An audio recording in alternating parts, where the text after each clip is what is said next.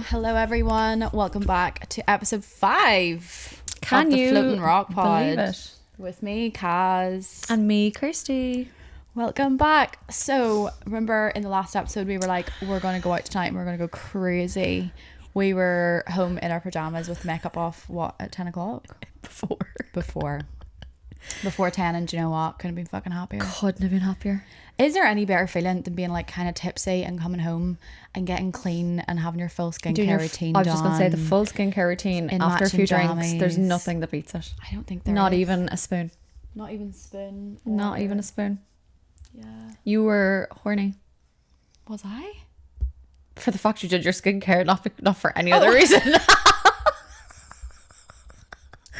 I hope it wasn't in bed beside me. I was like, was I talking to a man last night that I forgot about? I mean, it does add up. Like, I do. Men are very forgettable, but... Sorry, yeah, I was horny. Like, I was turning myself on at myself being, like, clean, and, like, I just love that. It just really makes me feel something. You love type of way. nothing more than being clean and moisturising. And I know. And people are like, the literally, type A. you're so hard to impress, or you're like so hard to please. I'm really not. You're really not. Give me a matching pair of pajamas, a full lathered body, and clean, and my teeth brushed. Yeah. I'm fine. Yeah. I'm so fine. But we had a lovely day, actually. We had a lovely day. We seen our friend Alana. We celebrated Naomi's birthday. Dublin was actually a vibe last night.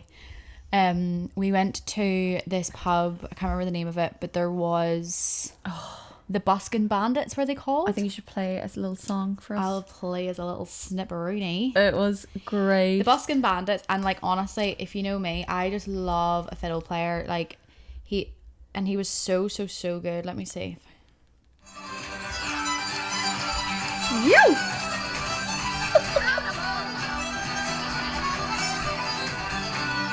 What more do you need? Giddy up. Honestly, he was unreal, and like, yeah, I just love that. We were standing there, we were having a wee dance, a pint of Guinness, and you couldn't wipe the smile off my face. Part of me was like, I feel like I should stay out. I didn't feel like that. I get at like that once. sometimes, and that's what leads to me just taking it too far. Yeah, fair. So I'm like, I want to go home, but I should, we're young, we're on a floating rock. I know, yeah, and I get that, but like, the night really has to be popping off for me to want to stay out. Yeah. Or I have to be drunk. Yeah. We weren't drunk, actually. No, we weren't. We were like a really nice level, and then it was just kind of like at the stage where I was like, we were having such a good time, right? But do you know, whenever you know, like, this is the peak. Oh God. An hour from now, we'll be like, okay, we should have left when it was really, really good. Yeah. Keep them wanting more, Keep them on their toes. Keep the universe on its toes. But no, it was really good. I will say though, I experienced a hate crime last night. Yeah. They put my pint of Guinness in a 0% pint glass. That's not okay. Also, in the bar before that, they put our ginger beer in Guinness branded pint glasses and gave Naomi a pint of Guinness in a non-Guinness branded I'm sorry, pint but glass. a glass decides whether I like my drink or not. I agree. Like a Even glass of wine. coffee. Even coffee. That's true. What coffee cup was it in? I just don't think there's any excuse in the Free State to be given a pint of Guinness not from a proper Guinness glass. No, I agree. I don't even drink Guinness, but you didn't look right, It's a hate crime. It is. We came back and watched Love Island. Guys, I'm sorry. The world is a scary, scary place. Yeah, I do know what it is. I'm at the stage now where I actually am just so bored of it. I'm bored of it. I think it's like dangerous behavior. Like, So do I. it's not entertaining anymore. It's not like just like, oh, look at the drama. It's like, that's actually scary behavior going I on. agree. And even the things like going on that like people are blaming the girl for having sex with Harrison, and like, it's not the girl's fault. Harry's behavior, and like, oh, I don't know. I just can't do it anymore. I don't think I can do it anymore. I think I'm bored of it. And I just think, do you know what actually is really pissing me off? This is a thing, when there's injustice in a show like that, what keeps you watching and keeps you engaged is whenever people are held accountable and you get that like, yes, like, and you're shouting at the TV. It's either the producers are cutting it or they're not giving us it, but like, there isn't then that respite as a viewer for like the justice to be served, because no one's getting to be like crash out and be like, you're an awful person. I think that girl Megan coming back in has helped that a little bit. Yeah. But there just seems to be this season where And I think it's, again, talking about the fear of being perceived. In old seasons, people weren't famous Yeah. before, they didn't have a following, so they didn't give a fuck, and they were just real people reacting and like going that's schizo, true. like Olivia Attwood.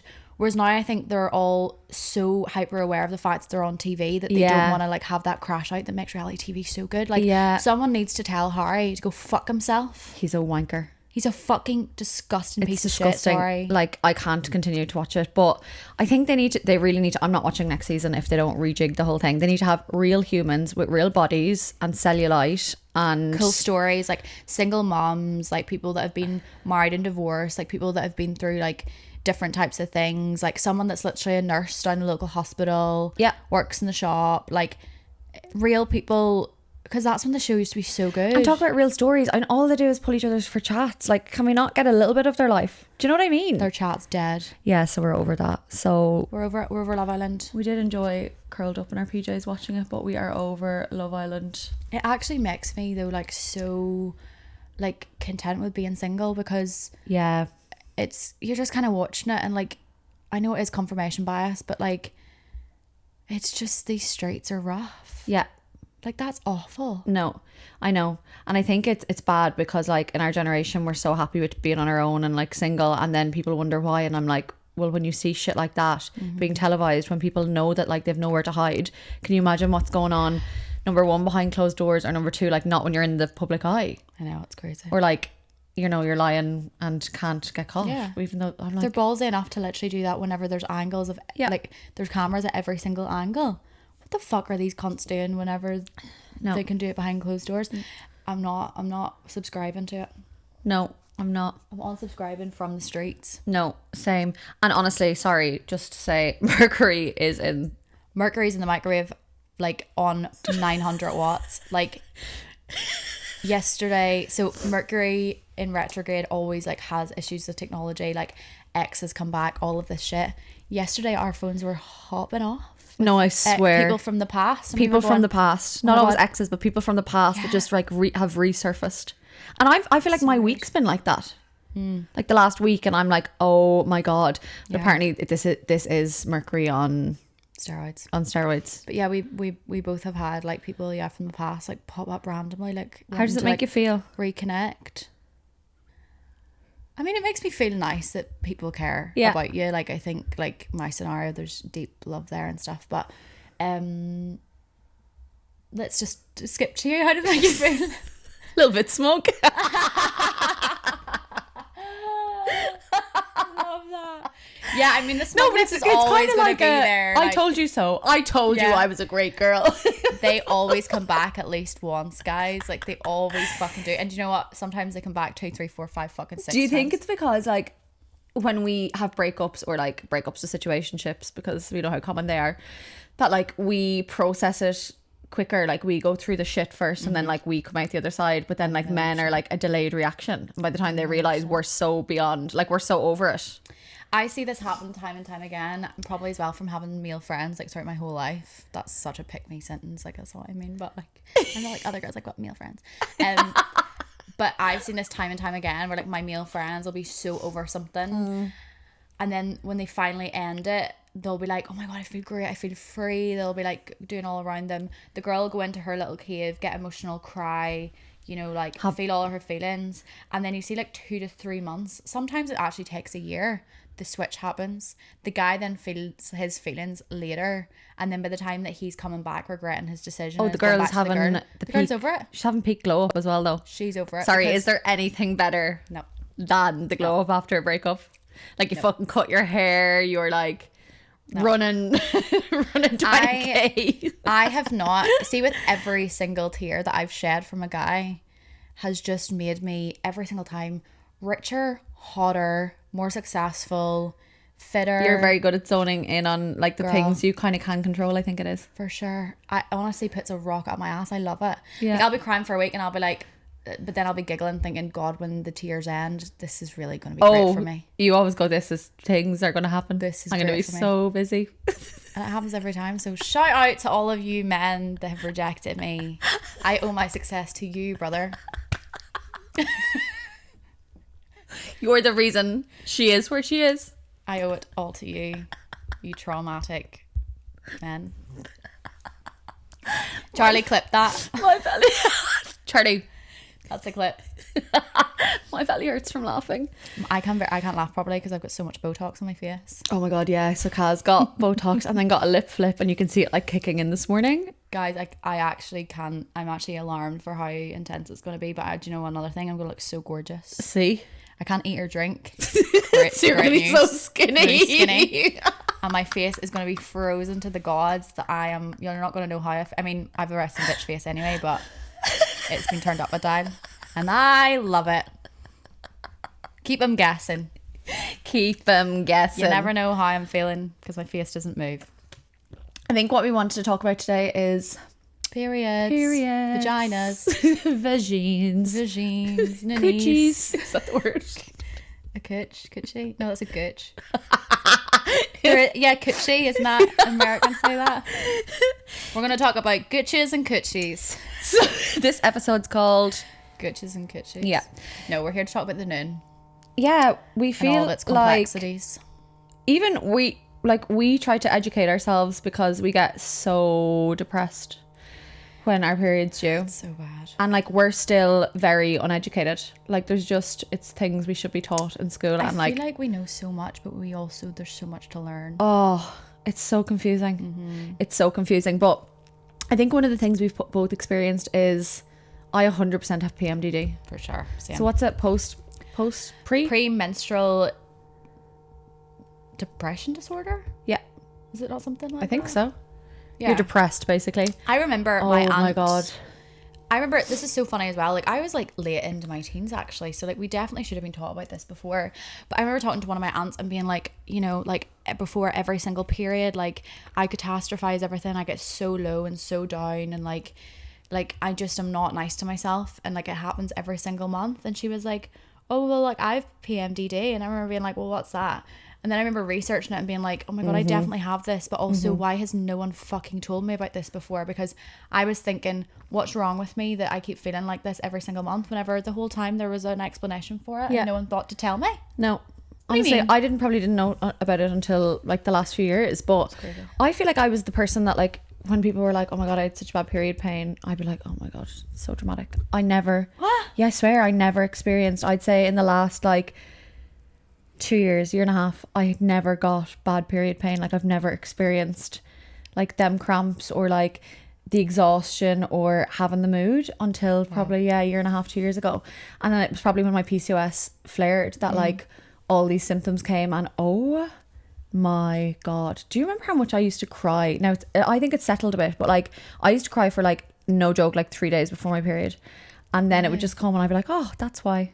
Yeah. But like would be so upset, like so emotional, and it's the worst feeling ever. And even though you know there's an explanation for it, Doesn't help. it doesn't make it any less shit, and it's so common. I agree, but I also think there's this thing with women and men that like if you removed the cause being your period and you described how you felt, it would be taken seriously. As soon as you mention it's anything to do with your that's reproductive cycle, actually such a good point. it's You know, trivialized straight away, and we do it as well. It's like, I'm feeling this way, but oh, it's just because of my period.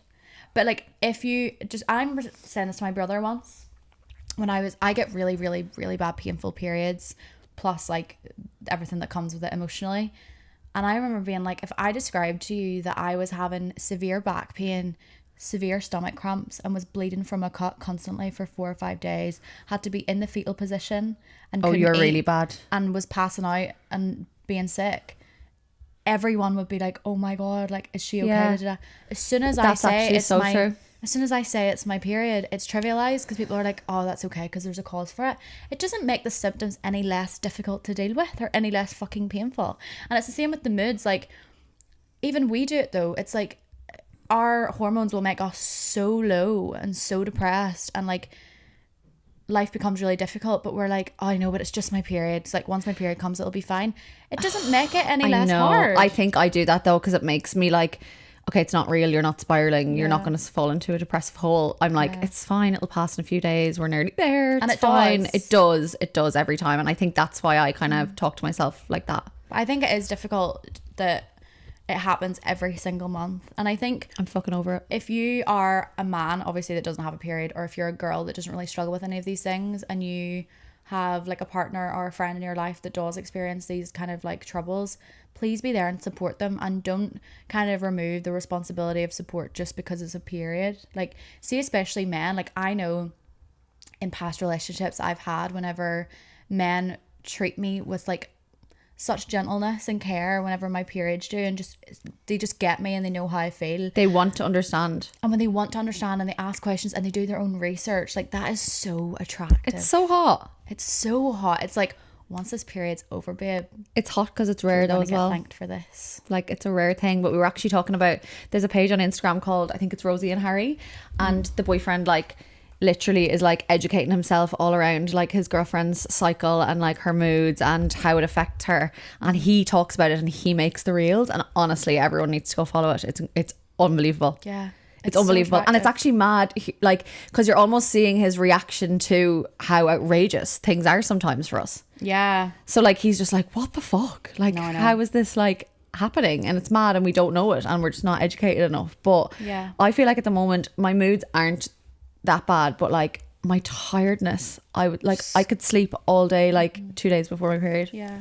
I think as well, on another note, like this is something that I've done. It's also my little form of like, whenever people say like little like microfeminisms, I will talk about my period in front of men.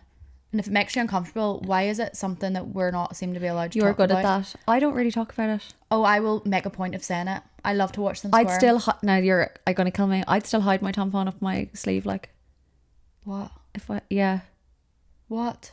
I don't know why. In what context? Like if I was walking to like the toilet or something and I was like, in a public place? yeah, Doll, no.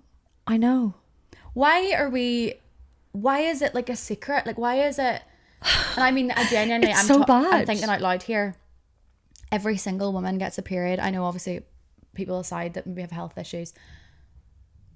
Why is it that the old context of like that a period was dirty? Why is that still alive today? I'm sorry, those periods mean that we bring literally people into this fucking world. Like, why are periods this thing that make people I don't uncomfortable? know. And I love doing it. Like my brother and my dad and any partner I've ever had becomes so desensitized to it, because Yeah, I see it when I'm in your house, to be honest. I love it. And I'll literally be like, my ovaries are fucking killing me and I'm bleeding from my vagina, like leave me alone. And my dad's like, fair. He's so good. He's so a good. little angel. He's so good. But I think it's important to do that. It's like, you know, it's like, oh, what's wrong with you? It's like, it's my period. And say it with your chest. I don't do that. Do it But more. I don't know why.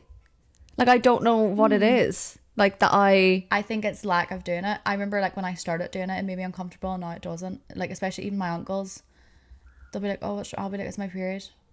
Even my mechanic. What? My mechanic came up the other day and asked me about my endometriosis. Stop. Because I told him all about it. My period came and I was in so much pain, and I had a hot water bottle, and my mechanic walked into my kitchen and he was like, oh, you're that thing you have? And I was like, yeah, my endometriosis. I was like, yeah, my period came and I'm in so much pain. And he was like, that's no good. That's not good.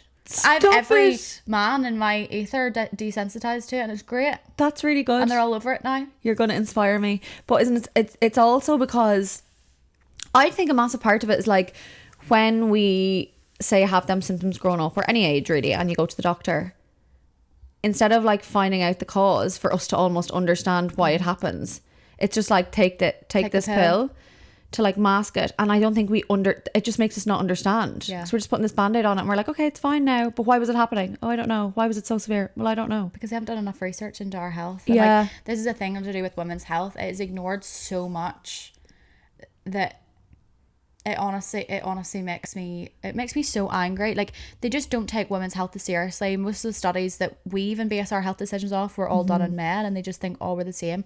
Even our pads and our tampons, guys. Yeah, sorry, we were talking about this today. They tested those on water and not blood. Completely different fucking consistencies. And don't even get me started on the pink tax. Like, I digress. She's on one. I'm on one. We were also talking about like how long people, because you were so shocked, I was on the pill for 12 years. That's fucking crazy to me. No, it's bizarre. But also so common. And I was very like, I know I'm such an emotional human. I used to be as emotional. I used to struggle like I'd feel the things inside, but like they couldn't come out. And I think it was the pill. Yeah. Like, I felt like a level of like numb, like neutral. I was like neutral to my emotions. Like there was no like highs and lows. I was just like in the middle. It was really fucking bizarre. But it was only when I came off it that I was like, the world's not foggy. Like it was really weird. But it's also because it was just such it was the norm then, that they just put every young girl on the pill that had skin issues, that had period issues. Like, they don't give a fuck. I remember one time passing out in school and my mum bringing me to the doctor because of my period. And my mum was just like, look, and we have so much, both sides of my family, women have issues. Like, I've had aunts that have had to get hysterectomies. I have aunts that had really severe endo. I have a cousin that only has one ovary left. Like, it's in both my families. And my mum was like, look, this isn't normal. Something's not right here. And I will never forget, the doctor turned around. First of all, she offered the pill. And my mum was like, well, no, she doesn't need to be on the pill because she's not sexually active. And I was like, and I also don't want to be in the pill. Like, I don't want these hormones in my body. And shout out to me and my mum for knowing that so young. Yeah, I was just going to say that. Second of all, she said, oh, okay, well, have you tried going for a run? And my mum went, sorry? Well, no, I can't. She goes, if you go for a run, it'll pump the body all around your body instead of it all being pressurized, like towards like your abdomen where all your period pain is. My mum went, okay, so I've brought my daughter here because she is sitting on the toilet, and boking into the bath and passing out, and you want me to tell her to go a run? The doctor was being 100% serious. And my mum just got up and she just left. Like, that's the shit we're dealing with. Of course you're going to take the pill as a young person who's experienced excruciating pain. Oh my God. But you know that I've heard people going to the doctor about PMDD and being prescribed the pill? Stop it. I swear to God. Oh my God, it's like depression on depression. Yeah, I swear to God. It's so scary. It's just like, well, we don't really know what to do, so do you know what? Why not take this? But I also am kind of glad that like now it's becoming more normalised and there is more kind of like chatter about it, because then it's helping the young girls after us. Yeah, like, that's true. If you're on the pill and you're not feeling yourself and you're feeling really down, honestly, just do an experiment and come off it for a few months. Like, I remember being on the pill. Luckily, I think in its entirety, I think I was only on the pill like 6 to 8 months, which is great. But I remember going on the pill and I was like 20. No, like 19 or 20 anyway. And I remember taking a year out from uni because I thought that I had like really bad anxiety and depression. Like, I remember getting up in the mornings to go to class and getting to my front door in my flat in Belfast, my student flat, and literally not being able to leave the door because I started catastrophizing everything that could happen. Like, on the way to class, something would happen to me. If I was in class and my teacher asked me something and I couldn't respond, and I would get myself into such a tizzy that I would just not go to class. And I never ever went to class because my brain would like convince me something bad was going to happen. So I took a year out because I was like, this isn't normal, like something's not right with me. And then like halfway through the year out, I come off the pill, felt myself again. I was fine. I was fine. The pill was literally just had its grips in my brain so much that it convinced me. It created anxiety and depression. And when I come off it, I was like, oh my God, like I was so scared that I'd lost myself and I didn't know what had happened, and I didn't put two and two together, the correlation with me starting the pill of course, and feeling that way. And as soon as I come off it, I was like, oh my God, I'm fine. That's terrifying. I'm fine. I got one of the coils in. I feel like it was the one with the least amount of hormones. Which one is that? Is it a progesterone coil? I don't know. It was like the least amount of hormones. So I was like, right, maybe this will work for me. Oh my God. I literally, they could not get it out of me quick enough. Wow. And they had no appointments to get it out of me. I was on the verge and I honestly had visions of me jumping off a bridge. And I had to ring them being like, no, I'm going to do bad things. Like, you need to get this out of me. And then I started to be like, oh my God, what if it's not that? Like, what if like something's wrong with me? If something's wrong with me. So then I got all in a heap about that. But honestly, when I got it out and my hormones balanced after like 10 to 14 days, I was like, oh, thank God it was that. Yeah. But that's terrifying. I know, but I just feel like we can talk about this because we were out the other side of like experiencing so many issues and things like that. And like, I paid privately to get diagnosed with endometriosis. Like, you've had your health issues with like the PCOS, and like we're on the other side of it. I just feel bad for the young girls who are experiencing so many different issues, whether that's physically or mentally and emotionally. And they're going to the doctors here and they're just not getting the help they need, because I've been in that position. And it just makes me like, it makes me so sad. But I do have so much faith in like the change when I was a teenager 100%. to me now in my late 20s. And there's so much education out there now, even on like TikTok and everything. Yeah. Do you know, you'd like to hope it's all the correct information, but there is like, and even to like see something and then question the doctor about it and open up that conversation. is like a good thing as well. Yeah, I agree. But hopefully it all changes. But I mean, I wouldn't hold my breath, especially Ireland are always like a little bit behind. But Always. I would say if you're younger and you're kind of struggling, like always bring a parent or someone you trust along with you to appointments, like an aunt or an older sister, older cousin, like someone you trust, and like really bring an advocate with you. Like I can now advocate for myself, but when I was younger Yeah, and didn't it's really understand, hard. I'm so glad I had my mum there to be like, what the fuck are you on about? Because it can be really overwhelming. Very overwhelming. Like getting loads of information or having to say to the doctor, no, I don't agree with that. Like Yeah. no one wants to say that. You're like, oh well, no, they've done all these years in college, like I couldn't possibly say that. So but you know your own body. Like I think that is the most important. Like you know your own body and you know when something's not right, and Listen you just to that. yeah, you really 100%. have to listen to it. And I remember like doctors intimidating me so much and making me feel so stupid for like the things I was asking or the things I thought I needed. But you, exactly like Kirsty said, like you know your own body, like, and you know what, change doctor, find someone and wait to find someone who's going to listen to you, because if you have health issues, you absolutely deserve to be heard and seen the same way someone else with less or more severe health issues. Like everyone deserves No, that. 100%. So advocate for yourself, and if you can't, find someone that you trust. Do to advocate you, for we were talking about the Stardust app, Yes. guys. If you're not on it and you're still on Flow to track your cycle, Get off Flow. get off it. Go on to Stardust. We're on Stardust. This is the notifications it gives you. Did it give you one today? I don't think so. Oh, go on and check. Mine says progesterone levels may be messing with your digestion. Expect farts. That's where we're at. Do you know as well that if you've got I said great. That's a good start to if my you've day. got a partner, you can link them up to your Stardust, so like he would also get that notification. And he'd be like, yep, okay, expect farts today. Mine doesn't say anything. Where would it say? My period's 6 days late, everyone. But I'm not pregnant, it would be the Immaculate Conception. But Yeah, so no one panic. no one panic, but it's just I'm personally over it. Does it not give you like a little guide today? Where? Oh yeah, no, I don't have that either. Oh great. But like sometimes I'll get something like, you're horny, sex on the brain, and I'm like, whoa. Yeah. See, being single and ovulating, it's like Dangerous, actually. no, being single and ovulating is another level of hell. It's a humiliation ritual. No, it actually is. I question everything when I'm ovulating, and I will put myself out there more when I'm ovulating. And Oh, then 100%. the week after, someone will message me, and I'll be like, oh, jump scare, get away from me. No, same. That wasn't me. That was Patricia. Same. I make bad decisions. I'm like, I fancy them, and then the next day I'm like, no, I don't. I really, really don't. No, I really don't. but such as being a woman, it's great. You had a dream last night. Oh my god, I was great last night. We were out for coffee this morning, and Kaz just randomly drops this into conversation, and I honestly nearly fucking passed away. I do have the weirdest dreams, guys, and I maybe will start telling you more about them. And I also have the weirdest like thoughts and downloads when when you're Yeah, in you between do. sleep and being awake. I have the weirdest like you remember thoughts. them a lot though. I do. I remember them. Mine are like gone. I remember them. Well, I had two. I'm going to tell you about the one I had last night, and then I'm going to tell you about the revelation that I had the day before that I woke up and told the girls. If you're around me, you're never going to be bored. Like, Oh God, no. I was with Chris Brown in my dream last night, and we were getting on and we were kissing, and I was backstage and we were having a great old time.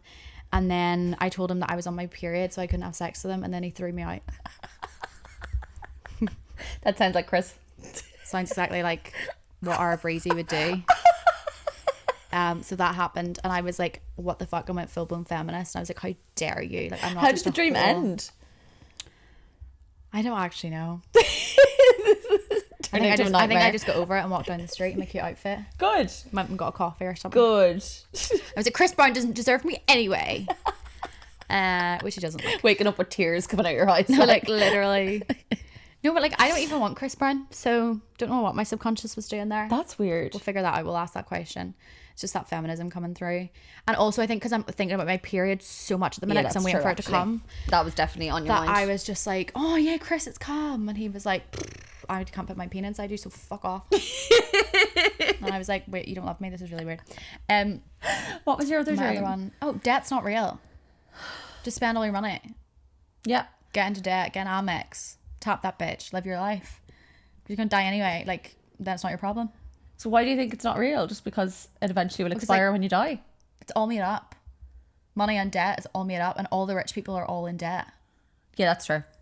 Like, we are, us poor people, us mere mortals, Peasants, are taught that if you owe any money, or if you have any credit, or if you have loans, this is a bad thing, and you need to pay for everything outright, and all of these things, and that means that you're financially healthy. Every single famous person and someone with really successful businesses, they're all in debt. They all borrow off their companies. Yeah. That's another episode. We should get my mum on for that one. Actually, we should. But if you're listening to this, message me and I'll send you an Amex link. Get a credit card, get the max credit limit, and live your life, queen. So if you've learned anything from this episode, Get into debt. get into debt and fuck the doctor, because Get don't into take debt. the pill. Get into debt. Don't take the pill. Advocate for your health. Don't date Chris Brown when your period's due. do your skincare. Do your skincare routine.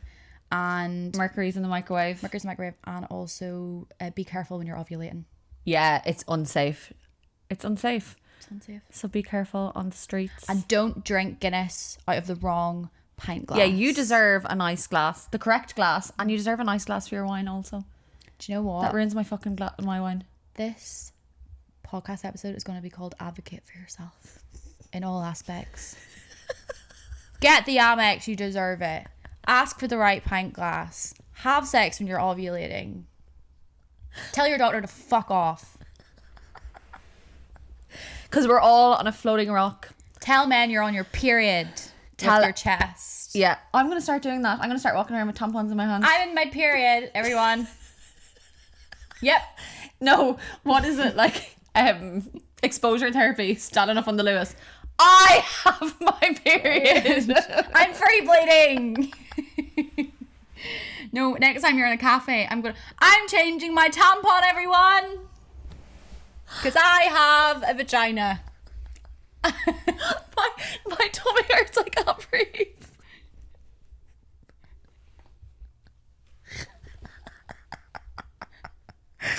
Oh my gosh. I think we should make me do it. Oh my god, please. I'll record it. I'll record it. For the pod. Fuck it. Make people uncomfortable. Because you know what's more uncomfortable? Fucking having to bleed for 4 days out of the month and being depressed and in pain. Yeah. Fuck everyone. So on this note, fuck everyone. Except not your ex. And always use a condom. This episode's sponsored by your ex. Non-latex. On that note, see ya. See ya.